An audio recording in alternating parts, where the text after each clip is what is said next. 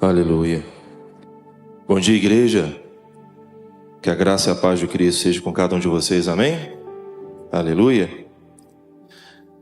Nós como igreja nessa manhã, eu falo que em nome do corpo pastoral existe da nossa parte uma responsabilidade da gente edificar os santos para que cada um de vocês entenda a sua identidade, sua posição, sua missão e que vocês possam crescer na graça, no conhecimento do Senhor e prosperar em tudo aquilo que vocês colocarem as mãos de vocês, amém?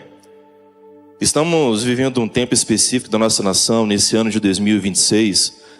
É um ano de decisão importante, politicamente falando. Tenho percebido muitas famílias vivendo crises, profissionais, financeiras, matrimoniais, Todas as diversidades que enfrentamos do lado de fora, elas podem acabar influenciando o trato do marido com a mulher e vice-versa. E é o nosso dever, diga comigo, é o nosso dever. Vamos dizer com mais convicção, é o nosso dever. E é o nosso dever a gente se respaldar pela palavra do Senhor. Amém? Você crê nisso? A nossa opinião diante das adversidades, ela não tem valor nenhum. A nossa opinião diante das circunstâncias que acontecem, que talvez a gente não tenha domínio, ela não tem valor nenhum. Quando nós enfrentamos uma crise no casamento, no relacionamento com os filhos, com os pais, na empresa, a nossa opinião ela não consegue convencer as pessoas do contrário. Por isso nós precisamos submeter a santa palavra do Senhor, amém? Pega a sua Bíblia, levante a sua Bíblia o mais alto que você puder. É um exercício pedagógico. Se você trouxe o celular, levante ele pela fé, seu tablet pela fé, aleluia. Mas não abandone a velha Bíblia de papel, aquela que você anota, aquela que você coloca as suas impressões, aquela que você deixa as suas marcas. Diga comigo assim: Senhor, eu me abro para receber a santa palavra que promove fé, sabedoria e discernimento para prosperar na vontade do Senhor, em nome de Jesus. Amém? Abra comigo a sua Bíblia em Gênesis capítulo 1, versículo 26.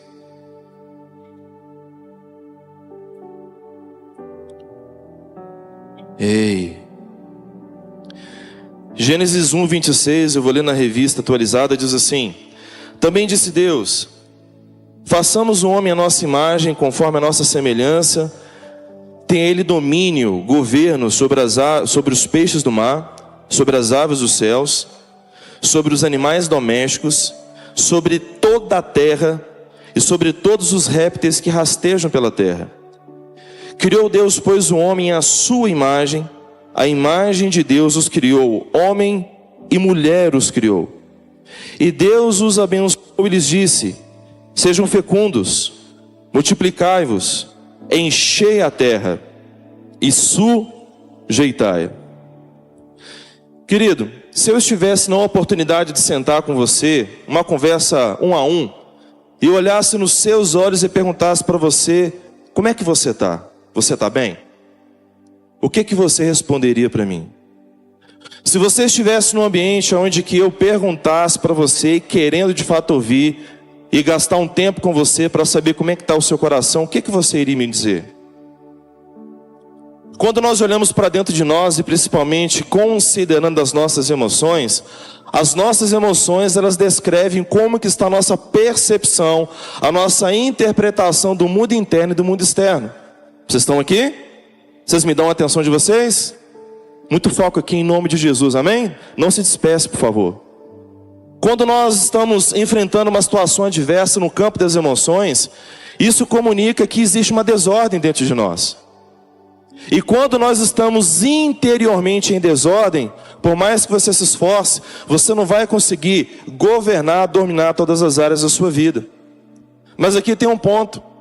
Gênesis 1, 26 e 28, de 1, 26 e 28 nos diz que eu e você fomos criados para expressarmos a imagem de Deus, a glória de Deus e comunicarmos os decretos, o governo de Deus na face da terra. Mas aí aconteceu que o homem caiu.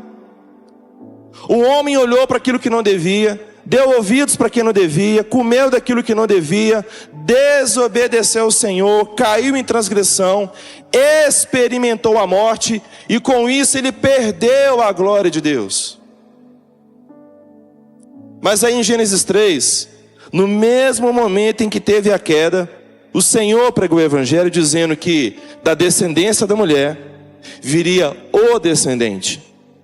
E esse descendente, ele esmagaria a cabeça da serpente, o controle da serpente, o controle do diabo sobre toda a carne que é dominada pelo pecado. Você pode dar glória a Deus por isso?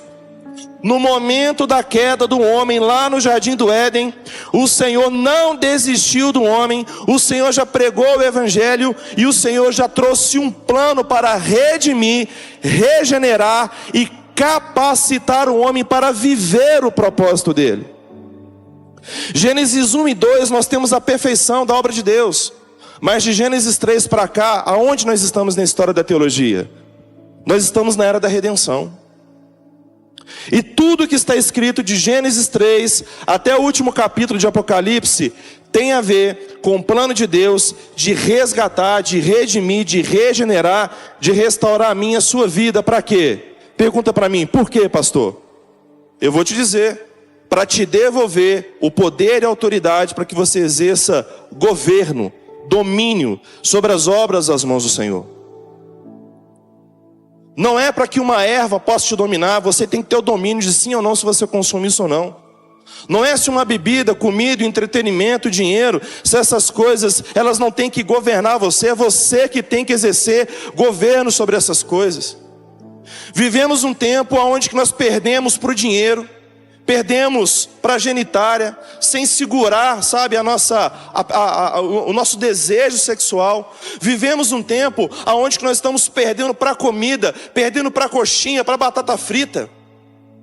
Vivemos um tempo onde que homens que poderiam governar mais e melhor as suas casas, estão perdendo o controle para um rabo de saia que passa na rua. Desculpa aqui o peso dessa palavra, mas a gente precisa ser família e falar a verdade. Aleluia.